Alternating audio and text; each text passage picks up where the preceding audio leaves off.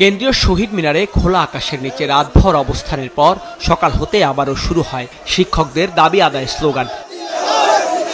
3 দাবিতে প্রায় 3 মাস বিরতির পর বেসরকারি এমপিওভুক্ত শিক্ষকরা গতকাল কর্মসূচির মধ্য দিয়ে ফের আন্দোলন শুরু করে। জাতীয় প্রেস ক্লাবের সামনে অবস্থান কর্মসূচিতে পুলিশ বাধা দিলে তারা সরে গিয়ে অবস্থান নেন কেন্দ্রীয় শহীদ মিনার প্রাঙ্গণে। আমরা আমাদের দাবি যতক্ষণ পর্যন্ত আদায় না হবে ততক্ষণ পর্যন্ত আমরা বিদ্যালয়ে ফিরে যাব না। এক দেশে দুই নীতি চলতে পারে না। যেখানে সরকারিরা 45% বাড়ি ভাড়া পায়, সেখানে মাত্র আমরা 20%-এর জন্য রাস্তায় নেমেছি। পুলিশি হামলার প্রতিবাদেও দাবি আদায়ে সারা দেশের এমপিওভুক্ত শিক্ষা প্রতিষ্ঠানে আজ থেকে অনির্দিষ্টকালে কর্মবিরতি শুরু হয়েছে। বন্ধ হয়ে গেছে শিক্ষা প্রতিষ্ঠানের শ্রেণী কার্যক্রম।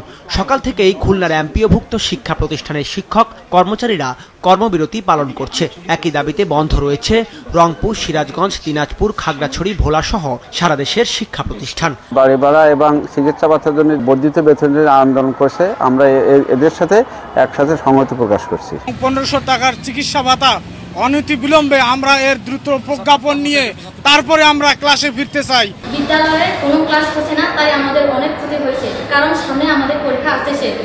শিক্ষক নেতাদের হুঁশিয়ারি, দাবি মেনে নিয়ে দ্রুত প্রজ্ঞাপন জারি না হলে মার্চ টু যমুনা কিংবা শিক্ষা উপদেষ্টার পদত্যাগের মতো কঠোর কর্মসূচির ঘোষণা আসতে পারে। শিক্ষা উপদেষ্টা মহোদয় এবং অর্থ উপদেষ্টা মহোদয় এবং সরকার যদি এটা বিবেচনায় না নেয়, হয়তো আমরা ওনার পদত্যাগের আন্দোলনে আমরা শুরু করতে পারি।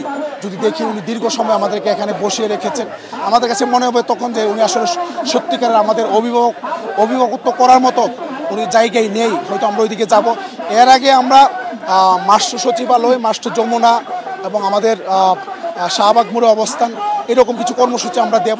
এমপিওভুক্ত বেসরকারি শিক্ষকদের বাড়ি ভাড়া ও চিকিৎসা ভাতা বৃদ্ধির দাবির প্রেক্ষিতেই গেল 5ই অক্টোবর মাত্র 500 টাকা বাড়ি ভাড়া বৃদ্ধির প্রজ্ঞাপন জারি করে অর্থ মন্ত্রণালয়। এতে ক্ষুব্ধ শিক্ষকরা 3 দফা দাবি আদায়ে লাগাতার আন্দোলনের কর্মসূচি দেন। দাউদ হাসান, মাছরাঙা সংবাদ, ঢাকা।